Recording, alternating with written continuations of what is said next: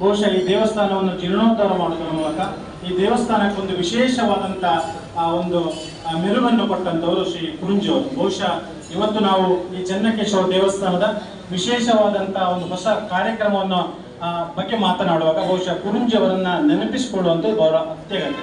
ಅದಕ್ಕೋಸ್ಕರವಾಗಿ ನಾನು 22-23 ವರ್ಷದ ಹಿಂದಿನ ಆ ಒಂದು ಕಾರ್ಯವನ್ನ ನಡೆದು ಬಂದಂತ ದಾರಿಯನ್ನು ನಿಮ್ಮೆಲ್ಲರಿಗೂ ನೆನಪಿಸ್ತಾ ಇದ್ದೇನೆ. ಬಹುಶಃ 22-23 ವರ್ಷದ ನಂತರ ಅವರ ಸುಪುತ್ರ ಹಿರಿಯ ಮಗ ಡಾಕ್ಟರ್ ಕೆ ವಿ ಚಿದಾನಂದರವರು ಬಹುಶಃ ಈ ಸುಳ್ಯ ಚೆನ್ನಕೇಶವ ದೇವಸ್ಥಾನಕ್ಕೆ ಒಂದು ಬ್ರಹ್ಮರಥವನ್ನ ನಾನು ಅರ್ಪಣೆ ಮಾಡಬೇಕು. ಬಹುಶಃ ಈ ಚೆನ್ನಕೇಶವ ದೇವಸ್ಥಾನದಲ್ಲಿ ಇರುವಂತಹ ರಥ ಬಹಳ ಸಣ್ಣದಾಗಿದೆ. ಸುಮಾರು 250 ವರ್ಷ ಇತಿಹಾಸ ಇರುವ ಹಳೆಯ ರಥವಿದೆ. ಅದರ ಬದಲು ಈಗ ಒಂದು ವಿಶೇಷವಾದಂತಹ ಒಂದು ರಥವನ್ನ ಸಮರ್ಪಣೆ ಮಾಡಬೇಕು ಅಂತ ಹೇಳುವಂತ ಅವರ ಮನಸ್ಸಿನಲ್ಲಿ, ಅವರ ಕುಟುಂಬದವರಲ್ಲಿ ಬಂದಂತ ಒಂದು ಜಿಜ್ಞಾಸೆ ಬಂದಾಗ ಬಹುಶಃ ಹಿರಿಯರಾದಂತ ಕೃಷ್ಣ ಕಾಮತರ ಜೊತೆಗೆ ಹಾಗೂ ದೇವಸ್ಥಾನದ ಎಲ್ಲ ಆಡಳಿತ ಮಂಡಳಿಯವರ ಜೊತೆ ಚರ್ಚಿಸಿ ಬಹುಶಃ ನಾವೊಂದು ಬ್ರಹ್ಮರಥ ರಥವನ್ನು ಕೊಡಬೇಕು ಅಂತ ಅವತ್ತು ಫೆಬ್ರವರಿ 2024 ಫೆಬ್ರವರಿಯಲ್ಲಿ ಕುಂದಾಪುರದ ಕುಂಬಾಸಿಯಲ್ಲಿ ಹೋಗಿ ರಾಜಗೋಪಾಲ ಆಚಾರ್ಯ ಅಂತ ಹೇಳುವಂತವರನ್ನ ಭೇಟಿಯಾಗಿ ನಮಗೆ ಚೆನ್ನಕೇಶವ ದೇವಸ್ಥಾನಕ್ಕೆ ಒಂದು ವಿಶೇಷವಾದಂತ ರಥವನ್ನ ಮಾಡಬೇಕು ಅಂತ ಹೇಳುವಂತ ಉದ್ದೇಶದಿಂದ ಅಲ್ಲೆಲ್ಲ ನಾವು ಹೋಗಿಬಿಟ್ಟು ಅವರನ್ನ ಮಾತಾಡಿ ಈ ಚೆನ್ನಕೇಶವ ದೇವಸ್ಥಾನಕ್ಕೆ ಹೊಂದುವ ಹಾಗೆ, ಚೆನ್ನಕೇಶವ ದೇವಸ್ಥಾನದಲ್ಲಿ ಧಾರ್ಮಿಕ ನಡವಳಿಕೆಗಳು ಹೇಗೆ ನಡೀತದೆ ಅದಕ್ಕೆ ಸರಿಯಾಗಿ ತಂತ್ರಿಗಳ ಜೊತೆ ನಾವು ಕೇಳಿಕೊಂಡು ತಂತ್ರಿಯವರು ಹಾಗೂ ಶಿಲ್ಪಿಗಳು, ಈ ದೇವಸ್ಥಾನಕ್ಕೆ ಸಂಬಂಧಪಟ್ಟ ತಂತ್ರಿಗಳು, ಶಿಲ್ಪಿಗಳು ಹಾಗೂ ಜೀರ್ಣೋದ್ಧಾರ ಸಮಿತಿಯವರು ಹಾಗೂ ಆಡಳಿತ ಮಂಡಳಿಯವರು ಒಟ್ಟು ಸೇರಿ ಇದೇ ತರದ ರಥ ಆಗಬೇಕು, ಕೊಡಬಹುದು ಅಂತ ಹೇಳುವಂತಹ ಒಂದು ಕಲ್ಪನೆಗಳು ಅಥವಾ ಒಂದು ಆದೇಶಗಳು ತಂತ್ರಿಗಳಿಂದ ಬಂದಾಗ ನಾವು ರಥದ ಕೆಲಸಕ್ಕೆ ಮುಂದೆ ಹೋದೆವು. ಬಹುಶಃ ಈಗ ನಾವು ಕೊನೆಯ ಹಂತದಲ್ಲಿದ್ದೇವೆ. ರಥ ರೆಡಿಯಾಗಿದೆ. ಕುಂದಾಪುರದಲ್ಲಿ ರಥ ರೆಡಿಯಾಗಿದೆ. ಬಹುಶಃ ರಥವು ಇವತ್ತು ಸುಳ್ಯಕ್ಕೆ ಬರಬೇಕು. ಚೆನ್ನಕೇಶವ ದೇವಸ್ಥಾನದ 2025 ಜನವರಿ ನಡೆಯುವಂತಹ ರಥೋತ್ಸವದಲ್ಲಿ ಈ ವರ್ಷ ವಿಶೇಷವಾಗಿ ಹೊಸ ಬ್ರಹ್ಮರಥ ನಮ್ಮ ರಥ ಬೀದಿಯಲ್ಲಿ ಹೋಗಬೇಕು. ಅಲ್ಲಿ ಇರುವಂತಹ ಹಳೆಯ ರಥ ನಮ್ಮ ಬಂಡಿ ರಥವಾಗಿ ದೇವಸ್ಥಾನದ ಒಳ ಪ್ರವೇಶಿಸಬೇಕು. ಇನ್ನು ಮುಂದೆ ಇಷ್ಟು 250 ವರ್ಷಗಳಿಂದ ಈ ಚೆನ್ನಕೇಶವ ರಥದ ಬೀದಿಯಲ್ಲಿ ಓಡಾಡುತ್ತಿದ್ದಂತ ಆ ರಥ ಇವತ್ತು ದೇವಸ್ಥಾನದ ಒಳ ಪ್ರವೇಶಿಸಿ ಇವತ್ತು ಬಂಡಿ ರಥವಾಗ್ತದೆ. ಅದರ ಜೊತೆಗೆ ಮುಂದಿನ ದಿನಗಳಲ್ಲಿ ಕೂಡ ಪಲ್ಲಕ್ಕಿ ಉತ್ಸವ ಮಾಡುವಂತ ಒಂದು ವ್ಯವಸ್ಥೆಗಳು ಕೂಡ ಚೆನ್ನಕೇಶವ ದೇವಸ್ಥಾನದಲ್ಲಿ ನಡಿಬೇಕು ಅಂತ ಹೇಳುವ ಉದ್ದೇಶಕ್ಕೋಸ್ಕರ ವಿಶೇಷವಾಗಿ ಚೆನ್ನಕೇಶವ ದೇವರಿಗೆ ಒಂದು ಪಲ್ಲಕ್ಕಿಯನ್ನು ಕೂಡ ಕೊಡುವಂತ ಈ 3 ಜವಾಬ್ದಾರಿಯನ್ನ ಶ್ರೀ ಡಾಕ್ಟರ್ ಕೆ ವಿ ಚಿದಾನಂದರವರು ತೆಗೆದುಕೊಂಡು ರಥವನ್ನ ಮಾಡುವುದರ ಜೊತೆಗೆ ಹಳೆಯ ರಥವನ್ನ ಬಂಡಿ ರಥವಾಗಿ ಮಾಡುವುದು ಹಾಗೂ ದೇವಸ್ಥಾನಕ್ಕೆ ಪಲ್ಲಕ್ಕಿಯನ್ನು ಕೊಡುವುದು ಅಂತ ನಿರ್ಧರಿಸಿ ಸುಮಾರು 1 ಕೋಟಿಯಿಂದ 1,10,00,000 ರೂಪಾಯಿ ವೆಚ್ಚದಲ್ಲಿ ಈ ಎಲ್ಲ ಕಾರ್ಯಕ್ರಮ ನಡೀತಿದೆ. ನೀವು ಈಗಾಗಲೇ ನೋಡ್ತಾ ಇದ್ದೀರಿ, ರಥಕ್ಕೆ ಒಂದು ಹೊಸ ರಥದ ಮನೆ ಆಗಬೇಕು ಅಂತ ಹೇಳೋದಕ್ಕೋಸ್ಕರ ಶಿಲ್ಪಿಗಳು ಹಾಗೂ ಇಲ್ಲಿಯ ತಂತ್ರಿಗಳ ಅವರ ಆದೇಶದಂತೆ ಎಲ್ಲಿ ರಥವನ್ನ ನಿಲ್ಲಿಸಬೇಕು ಅದೇ ಜಾಗದಲ್ಲಿ ನಿಲ್ಲಿಸಬೇಕು ಅಂತೇಳಿ ಅಲ್ಲಿ ರಥದ ಮನೆಯನ್ನ ಮಾಡ್ತಾ ಇದ್ದೇವೆ.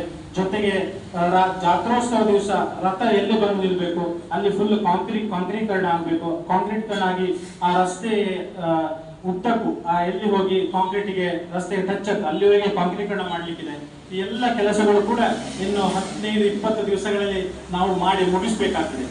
ಬಹುಶಃ 23ನೇ ತಾರೀಕಿಗೆ ರಾತ್ರಿ ಕುಂಬಾಶ್ರೀಯಲ್ಲಿ ವಿಶೇಷವಾದಂತಹ ಪೂಜೆ ನಡೀಲಿಕ್ಕಿದೆ.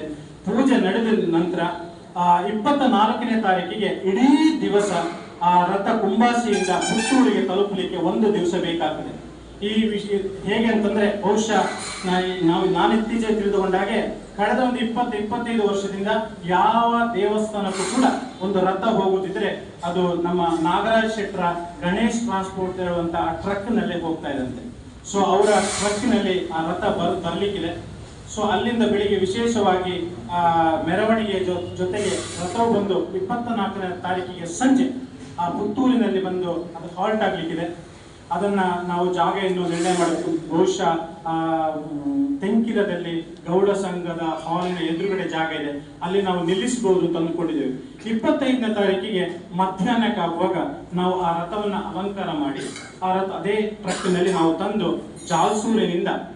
ಜಾಲ್ಸೂರಿನಿಂದ ವಿಶೇಷವಾಗಿ ವಾಹನದ ಮೆರವಣಿಗೆ ಮೂಲಕ ಜ್ಯೋತಿ ಸರ್ಕಲ್ಗೆ ಬಂದು ಸುಮಾರು ಜ್ಯೋತಿ ಸರ್ಕಲ್ ಹತ್ರ 3:30-4 ಗಂಟೆಗೆ ನಾವು ಮೆರವಣಿಗೆಯ ಮೂಲಕ ವಿಶೇಷವಾಗಿ ಮೆರುಗನ್ನು ಕೊಡ್ತಾ, ಅದು ಕುಣಿತ ಭಜನೆ ಇರ್ಬೋದು ಅಥವಾ ಇವತ್ತು ನಿಮ್ಮ ಒಪಿನಿಯನ್ಗಳು ಬೇಕು, ಯಾವ ತರ ಮಾಡ್ಬೋದು, ಚಂಡಿಗಳು ಬೇಕಾ, ವಾಲಕ ಬೇಕಾ, ಕುಣಿತ ಭಜನೆ ಬೇಕಾ, ಕಲ್ಲಡ್ಕದ ಗೊಂಬೆಗಳು ಬೇಕಾ, ಯಕ್ಷಗಾನ ವೇಷಗಳು ಬೇಕಾ, ಯಾಕೆಂತ ಕೇಳಿದ್ರೆ ಇದೊಂದು ವಿಶೇಷವಾದ ಕಾರ್ಯಕ್ರಮ.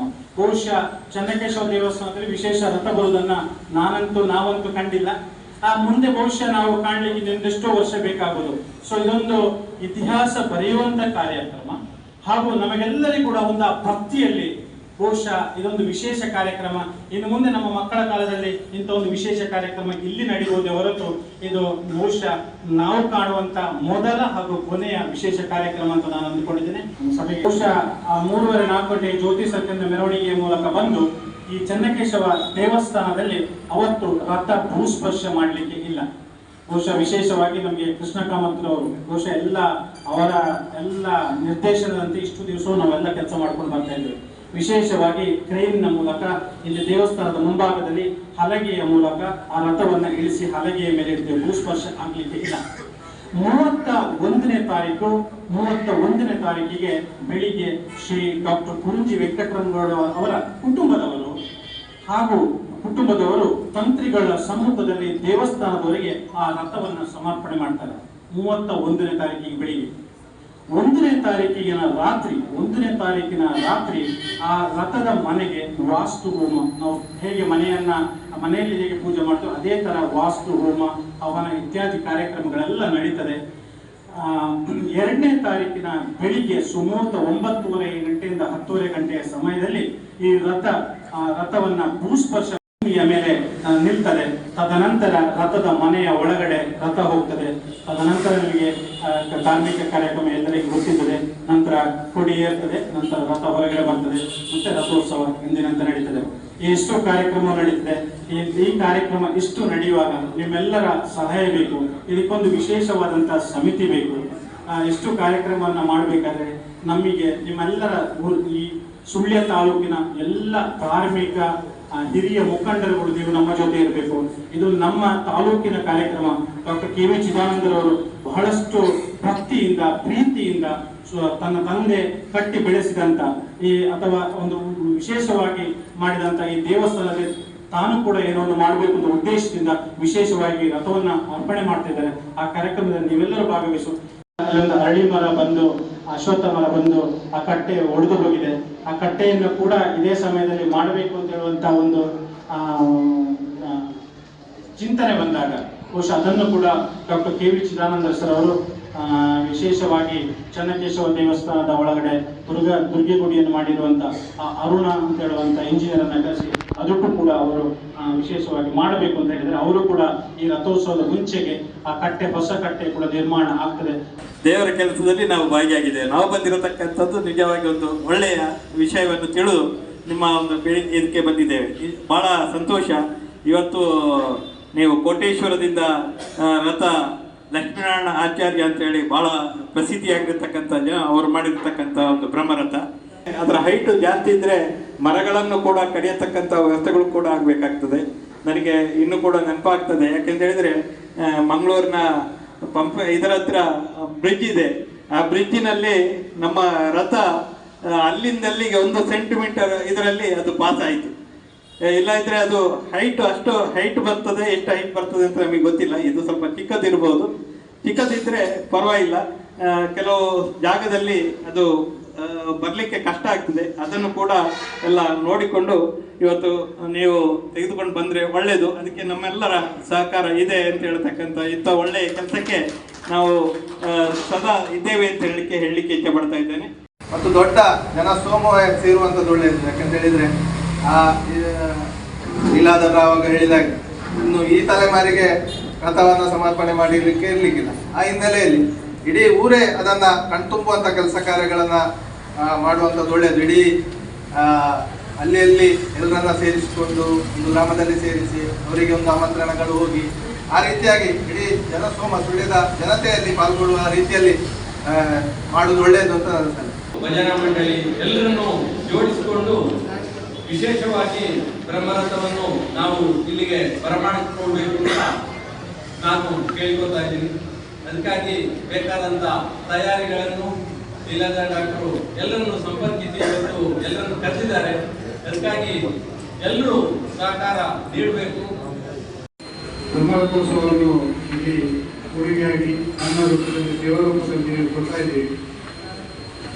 ಹಾಗೆ ಈ ಬ್ರಹ್ಮರಥೋತ್ಸವ ಸಮರ್ಪಣೆ ಆಗಲಿಕ್ಕೆ ಮೊದಲು ನಮ್ಮ ಈ ಸೀಮೆಗೆ ಸಂಬಂಧಪಟ್ಟ ಎಲ್ಲ ದೇವಾಲಯಗಳಲ್ಲಿ ಸೀಮೆ ಹೆಸರಿನಲ್ಲಿ ಒಂದು ದಿವಸದ ಪೂಜೆಯನ್ನು ಕೂಡ ಮಾಡಲಿಕ್ಕೆ ಅತ್ಯಂತ ಸೂಕ್ತ ಅಂತೇಳಿ ನನ್ನ ಭಾವನೆ. ನಿಮ್ಮ ಕುಟುಂಬಕ್ಕೆ ಶ್ರೀ ದೇವರು ಐರಾರೋಗ್ಯವನ್ನು ಕೊಟ್ಟು ಕರುಣಿಸಲಿ ಅಂತೇಳಿ ನಾವು ಹಾರೈಸ್ತೇವೆ. ಲೀಲಾಧರ ಹೆಸರು ಹೇಳಿದ್ರೆ ಈಗ ರಥೋತ್ಸವ ಈ ಒಂದು ರಥವನ್ನು ಬರುವ ಕಾರ್ಯಕ್ರಮದಲ್ಲಿ ನಾವೆಲ್ಲ ಒಳ್ಳೆ ಕಾರ್ಯಕ್ರಮದಲ್ಲಿ ನಾವು ನೋಡ್ತೇವೆ. ಅದೇ ಇನ್ನು ಮುಂದಿನವರಿಗೆ ಬೇಗ ಸಿಗ್ಲಿಕ್ಕಿಲ್ಲ ಅಂತೇಳಿ. ಅದೇ ರೀತಿ ಕೊಡಿಮರ ತರುವ ಕೂಡ ಹಾಗೆ ಸರ್ ನಾವೆಲ್ಲ ಇದ್ದೆವು. ಅದೊಂದು ಅದ್ದೂರಿಯ ಕಾರ್ಯಕ್ರಮ ಅಲ್ಲಿ ಹಂತೋಡಿಯಿಂದ ಬರುವಾಗೆ ಒಂದು ಕಾರ್ಯಕ್ರಮ ಒಳ್ಳೆ ಕಾರ್ಯಕ್ರಮ ಅದು ಕೂಡ ಆಗಿದೆ. ಅದೇ ರೀತಿ ಈ ಕಾರ್ಯಕ್ರಮ ಕೂಡ ಒಂದು ಅದ್ದೂರಿಯಾಗಿ ಆಗ್ತದೆ, ಆಗ್ಲೇಬೇಕು. ಅದೇ ರೀತಿ ಈ ಒಂದು ರಥವನ್ನು ಇಲ್ಲಿಗೆ ದೇಣಿಗೆಯಾಗಿ ಕೊಟ್ಟಂತ ಚಿದಾನಂದ ಸರ್ ಅವರಿಗೆ ತುಂಬ ಹೃದಯದ ಧನ್ಯವಾದಗಳನ್ನು ಈ ಊರಿನವರ ಪರವಾಗಿ ನಾನು ಸಲ್ಲಿಸ್ತಾ ಇದ್ದೇನೆ. ವಿಶೇಷವಾಗಿ ಎಲ್ಲ ಗ್ರಾಮಸ್ಥರು ಈಗಾಗಲೇ ಎಲ್ಲರೂ ಹೇಳಿದಂತೆ ಎಲ್ಲ ಗ್ರಾಮದ ಜನರನ್ನ ಧಾರ್ಮಿಕ ಕ್ಷೇತ್ರದಲ್ಲಿ ಹೆಚ್ಚಿನ ಜನರನ್ನ ಸೇರಿಸಿಕೊಂಡು ಈ ಕಾರ್ಯಕ್ರಮ ಯಶಸ್ವಿಯಾಗಿ ಕೊಡಿ ಇರುವಂಥ ದಿನ ಇದು. ಈ ಚೆನ್ನಕೇಶವನಿಗೆ ಅರ್ಪಣೆ ಕೂಡ ಬಹಳ ಮಹತ್ವದ ಒಂದು ಸನ್ನಿವೇಶದಲ್ಲಿ ನೀವೆಲ್ಲರೂ ಕೂಡ ಭಾಗಿಯಾಗುವಂಥ ಅವಕಾಶವನ್ನು ಇವತ್ತು ಏನು ಹಿಂದೂ ಸಮಾಜದಲ್ಲಿ ತುಂಬಾ ಜನರ ಕೈಯಲ್ಲಿ ಹಣದ ವ್ಯವಸ್ಥೆಗಳಿರ್ತದೆ. ಆದರೆ ದೇವರಿಗೆ ಯಾರಿಂದ ಮಾಡಿಸ್ಕೊಳ್ಬೇಕು ಅನ್ನುವಂಥದ್ದು ದೇವರು ನಿಶ್ಚಯ ಮಾಡ್ತಾರೆ. ಅವರ ಕೈಯಿಂದಲೇ ಅದನ್ನ ಸಮರ್ಪಣೆಯನ್ನ ಮಾಡಿಸ್ಬೇಕು ಅನ್ನುವಂಥ ನಿರ್ಧಾರ ದೇವರು ಮಾಡ್ತಾರೆ. ಹಾಗಾಗಿ ಆ ಒಂದು ಕಾರ್ಯವನ್ನು ಮಾಡತಕ್ಕಂಥ ಒಂದು ಅವಕಾಶವನ್ನ ಚಿದಾನಂದ ಡಾಕ್ಟರ್ ಮತ್ತು ಅವರ ಮನೆಯವರಿಗೆ ದೇವರು ಒದಗಿಸಿಕೊಟ್ಟಿದ್ದಾರೆ.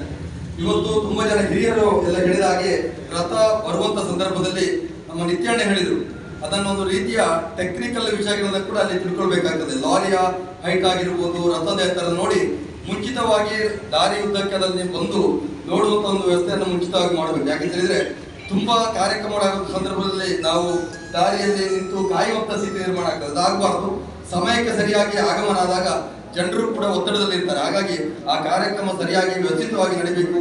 ಹಾಗಾಗಿ ಆ ಒಂದು ಉದ್ದೇಶ ಚೆನ್ನಾಗಿ ಆಗ್ಬೇಕಾದ್ರೆ ನನ್ನ ಒಂದು ಮನಸ್ಸಿನ ಇಚ್ಛೆ ಅಂತ ಹೇಳಿದ್ರೆ ಚೆನ್ನಕೇಶವ ದೇವಸ್ಥಾನದ ಒಂದು ವರ್ಷಾವಧಿ ಜಾತ್ರೆಯ ಕಾಗದವನ್ನು ಮುಂಚಿತವಾಗಿ ಪ್ರಿಂಟ್ ಮಾಡಿದರೆ ಪ್ರತಿ ಗ್ರಾಮಕ್ಕೂ ಕೂಡ ಈ ಒಂದು ಸಂದರ್ಭದಲ್ಲಿ ತಲುಪಿಸಲಿಕ್ಕೆ ಅವಕಾಶ ಆಗ್ಬೋದು. ಅದರಲ್ಲಿ ರಥೋತ್ಸವದ ಒಂದು ವಿಚಾರವನ್ನು ಕೂಡ ಒಂದು ಕೊಟ್ಟರೆ ಈ ಬಾರಿ ಇಡೀ ಸುಳ್ಯ ವಿಧಾನಸಭಾ ಕ್ಷೇತ್ರದ ಎಲ್ಲ ಒಂದು ಭಕ್ತಾದಿಗಳನ್ನು ಕೂಡ ಸೇರಿಸತಕ್ಕಂಥ ಒಂದು ವ್ಯವಸ್ಥೆ ಚೆನ್ನಾಗಿ ಮಾಡಬಹುದು ತಿಳಿದು ನನ್ನೊಂದು ಮನಸ್ಸಿನ ಅನಿಸಿಕೆ. ನಾವೆಲ್ಲರೂ ಪುಣ್ಯವಂತರು ಭಾವಿಸಿಕೊಳ್ತಾ ಈ ಬ್ರಹ್ಮಾಂಡ ಬರುವಂತಹ ಈ ಶುಭ ಸಂದರ್ಭದಲ್ಲಿ ಚೆನ್ನಕೇಶವ ದೇವಸ್ಥಾನದಲ್ಲಿ ಕೂಡ ಅನ್ನದಾನದ ವ್ಯವಸ್ಥೆ ಒಳ್ಳೆಯ ರೀತಿಯಾಗಲಿ ಎಂದು ನಾನು ಆಶಿಸ್ತಾ ಈ ಒಂದು ಮಧುರ ಕ್ಷೇತ್ರದ ಒಂದು ಕಲಶೋತ್ಸವದ ಆಮಂತ್ರಣವನ್ನು ಸಹ ನಮಗೆ ನೀಡಿದ್ದಾರೆ. ಹಾಗೆ ಆ ಪ್ರಾರಂಭದಲ್ಲಿ ಗಣಪತಿ ಸ್ತುತಿಯು ನಡೆದಿದೆ. ಈ ಕಾರ್ಯಕ್ರಮ ಉತ್ತಮ ರೀತಿಯಲ್ಲಿ ನಡೀತದೆ ಅಂತ ಹೇಳುವುದಕ್ಕೆ ಯಾವುದೇ ಸಂಶಯ ಇಲ್ಲ. ನಾನು ಚಿಕ್ಕವರಿರುವಾಗ ಈ ಸುಳ್ಯ ತಾಲೂಕಿನ ಈ ವಠಾರದಲ್ಲಿರುವ ದೇವಸ್ಥಾನಗಳಲ್ಲಿ ಜಾತ್ರೆ ಅಂತೇಳಿ ನಡೀತಾ ಇದ್ದದ್ದು ತೊಡಿಕಾನ, ಪೆರಾಜೆ, ಅದು ಬಿಟ್ಟರೆ ಸುಬ್ರಹ್ಮಣ್ಯ, ಪಂಜದಲ್ಲಿ ಅಂತ ಕಾಣ್ತದೆ. ಅದು ಬಿಟ್ಟರೆ ಇಲ್ಲಿ ಯಾವ ದೇವಸ್ಥಾನಗಳಲ್ಲಿ ಕೂಡ ಯಾವುದೇ ಜಾತ್ರೆ ನಡೀತಾ ಇರಲಿಲ್ಲ. ಅದು ಬಿಟ್ಟರೆ ಸುಳ್ಯದಲ್ಲಿ ಮಾತ್ರ. ಆ ಸುಳ್ಯದಲ್ಲಿ ಕೂಡ ಈ ರಥೋತ್ಸವ ಅಂತ ಹೇಳುವಂಥದ್ದು ಬಹಳ ಒಂದು ವಿಜೃಂಭಣೆಯಿಂದ ನಡೀತಾ ಇತ್ತು. ನಮ್ಮ ಪೂಜ್ಯರಾದ ನನ್ನ ಚಿಕ್ಕಪ್ಪ ಪುರಜಿ ವೆಂಕಟರಮಣಗೌಡರು ಅವರ ಒಂದು ನಾಯಕತ್ವ ಮತ್ತು ಮುತುವರ್ಜಿಯಿಂದ ಈ ಚೆನ್ನಕೇಶವ ದೇವಸ್ಥಾನ ಜೀರ್ಣೋದ್ಧಾರ ಆಗಿ ಎಲ್ಲ ಭಕ್ತಾದಿಗಳಿಗೆ ಅವರ ಇಷ್ಟಾರ್ಥವನ್ನು ಈಡೇರಿಸುವಲ್ಲಿ ನಮ್ಮ ಚೆನ್ನಕೇಶವ ದೇವರು ಅನುಗ್ರಹಿಸ್ತಾ ಇದ್ದಾರೆ. ಅದೇ ಪ್ರಕಾರ ಇವತ್ತು ಅವರ ಸುಪುತ್ರರಾದ ಡಾಕ್ಟರ್ ಚಿದಾನಂದರು ಏನು ನಮ್ಮ ಹಳೆಯ ರಥವು ಹೊರತಾದ ಕಾರಣ ನಮ್ಮ ಸಮಯಕ್ಕೆ ಸರಿಯಾಗಿ ನಾವು ಸ್ಪಂದಿಸಿಕೊಂಡು ಅದನ್ನು ಒಂದು ಹೊಸ ರಥವನ್ನು ಮಾಡಬೇಕು ಅಂತ ಹೇಳುವಂಥ ಒಂದು ಸಂಕಲ್ಪವನ್ನು ಅವರು ಈಡೇರಿಸಿದ್ದಾರೆ. ಅದು ಈಗ ನಾಡ್ದು ಡಿಸೆಂಬರ್ 30ಕ್ಕೆ ಇಲ್ಲಿ ಗೃಹಪ್ರವೇಶ ಮಾಡಲಿಕ್ಕೆ ಇದೆ. ನಿರೀಕ್ಷೆಯಂತೆ ಜನ ಸೇರಿದರೆ ಒಂದು ದೊಡ್ಡ ಸಮಾರಂಭವನ್ನು ಏರ್ಪಾಡು ಮಾಡಿ ಆ ದಿನ ದಾನಿಗಳಾದಂಥ ಚಿದಾನಂದ ಕುಟುಂಬದವರಿಗೆ ಸನ್ಮಾನ ಮಾಡುವಂಥ ಒಂದು ಅಭಿನಂದನಾ ಕಾರ್ಯಕ್ರಮವನ್ನು ಜೋಡಿಸ್ಕೊಳ್ಬೇಕು. ಆ ಕಾರ್ಯಕ್ರಮಕ್ಕೆ ಧಾರ್ಮಿಕ ದತ್ತಿ ಸಚಿವರು ಅಥವಾ ನಮ್ಮ ಪೂಜ್ಯರಾದಂಥ ಗುರುವರಿಯರುಗಳು ಮಠಾಧೀಶರುಗಳೆಲ್ಲ ಕರೆದು ಅದೊಂದು ಅತ್ಯುತ್ತಮವಾದಂಥ ಧಾರ್ಮಿಕ ಕಾರ್ಯಕ್ರಮವಾಗಿ ಪರಿವರ್ತನೆ ಆಗಬೇಕು. ಒಂದು ಸಂವಿಧಾನದಿಂದ ಬಂದು ಅವತ್ತು ಮೀಟಿಂಗ್ ಪ್ರಥಮ ಆಗಿದೆ. ಆ ಒಂದು ಗ್ರಾಮ ಕಾರ್ಯಕ್ರಮ ಆದ ನಂತರ ನಾವು ಇದನ್ನು ತಗೊಂಡ ಕಾರಣ ಅದು ಯಾವುದೇ ವಿಘ್ನ ಇಲ್ಲದೆ ನಿರ್ವಿಘ್ನವಾಗಿ ನಡೆಯುತ್ತದೆ ಅನ್ನೋದಕ್ಕೆ ನಾವೆಲ್ಲ ಇಲ್ಲಿ ಇವರು ಅವರಿಗೆ ದೇವರ ಒಂದು ದರ್ಶನದಿಂದ, ದೇವರ ಅನುಗ್ರಹದಿಂದ ಈ ಮಟ್ಟಕ್ಕೆ ಅವರನ್ನು ತಂದಂತ ಅವರ ತಂದೆ ತಾಯಿಯ ಕಷ್ಟಪಟ್ಟು ಅವರನ್ನು ಈ ಮಟ್ಟಕ್ಕೆ ಬೆಳೆಸಿದ್ದಾರೆ. ಈಗ ಅವರೊಂದು ಹಂತಕ್ಕೆ ಬಂದಿರುವಾಗ ನಾನೊಂದು ಸಮಾಜಕ್ಕೆ ಏನಾದರೂ ಕೊಡಬೇಕೆನ್ನೋ ಮನೋಭಾವವನ್ನು ಇಟ್ಟುಕೊಂಡಾಗ ಈ ಒಂದು ದೇವಾಲಯಕ್ಕಿಂತ ಒಂದು ರಥೋತ್ಸವಕ್ಕೆ ರಥವನ್ನು ಕೊಡುಗೆಯಾಗಿ ಕೊಟ್ಟರೆ ಎಲ್ಲರೂ ಅದನ್ನು ನೋಡಿ ಕಣ್ತುಂಬಿಸಿಕೊಂಡು ಎಲ್ಲರೂ ಅವರವರ ಕಷ್ಟ ಇಷ್ಟಾರ್ಥವನ್ನು ಸಿದ್ಧಿಪಡಿಸಿಕೊಳ್ಳಲಿಕ್ಕೆ ವಿಶೇಷವಾದ ಒಂದು ಕೊಡುಗೆ ಅಂತಂದ್ರೆ ಇದು ಒಂದು ವಿಶೇಷವಾದ ಕೊಡುಗೆ ಅಂತ ತಿಳ್ಕೊಂಡ್ರೆ ಅದರಿಂದ ಇಡೀ ಸಮಾಜಕ್ಕೆ ಸಮರ್ಪಣೆ ಆಗುವ ರೀತಿಯಲ್ಲಿ ಎಲ್ಲರಿಗೂ ಅದರಿಂದ ತೃಪ್ತಿಗೊಳಿಸುವಂತಹ ಒಂದು ಕಾರ್ಯಕ್ರಮಕ್ಕೆ ಅವರು ಕೈಗೊಳಿಸಿದ್ದಕ್ಕೆ ಅವರ ಸಮುದಾಯ ಅವರ ಎಲ್ಲ ಕುಟುಂಬದ ಬಂಧುಗಳಿಗೆ ನಾನು ಅಭಿನಂದನೆಯನ್ನು ಸಲ್ಲಿಸಿದ್ದೇನೆ.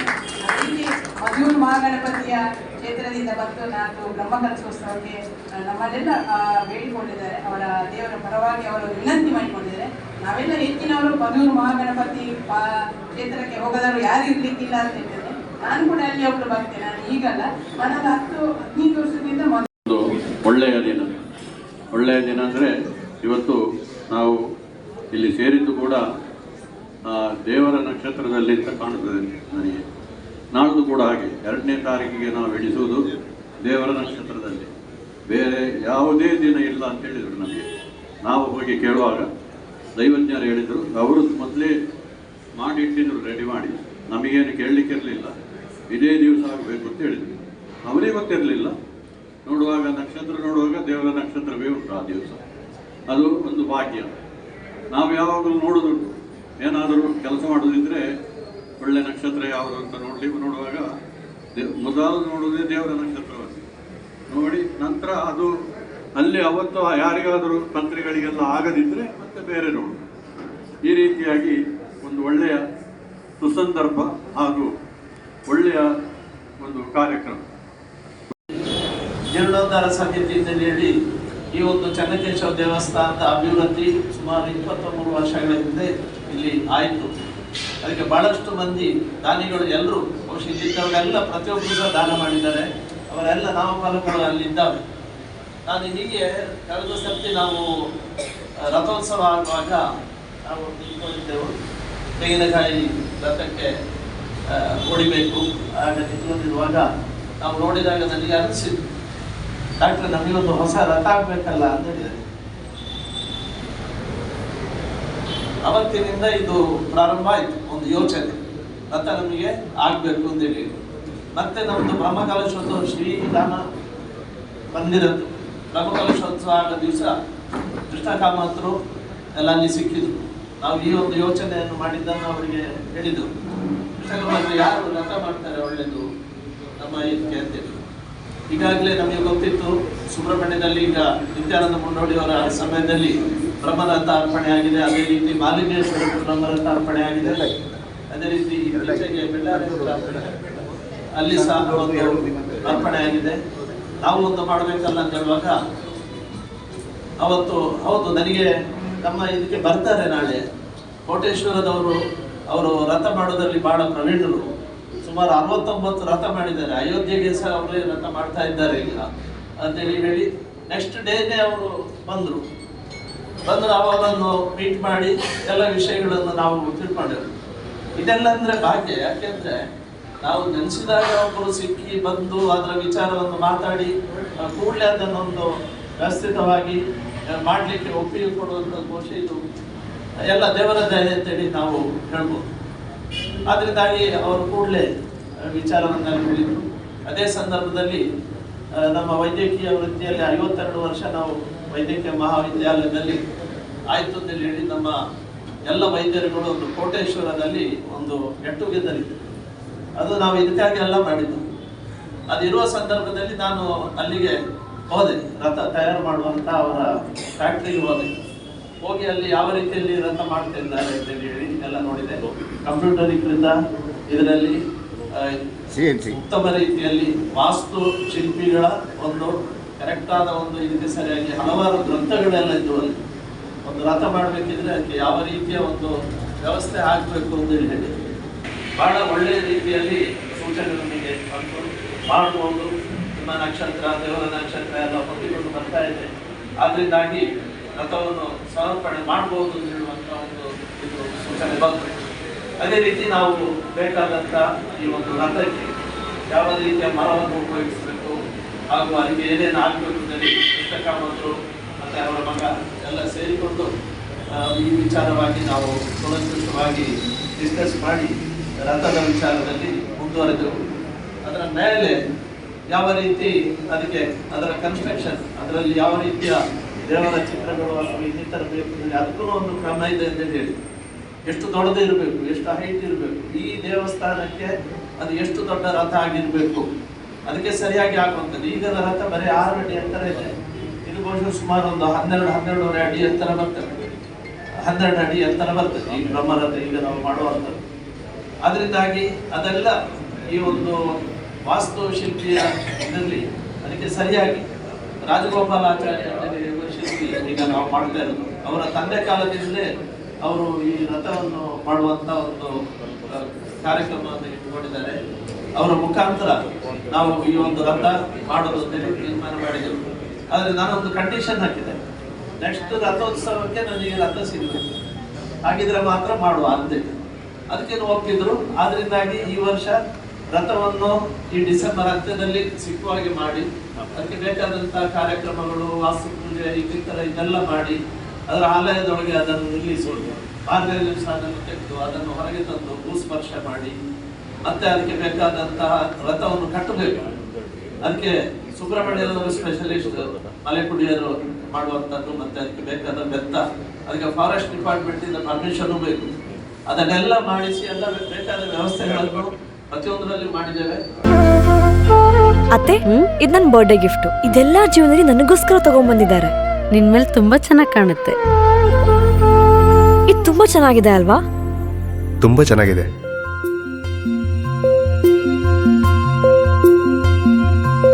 It will look really good on you. Amma? Huh? Mother is always son's first love.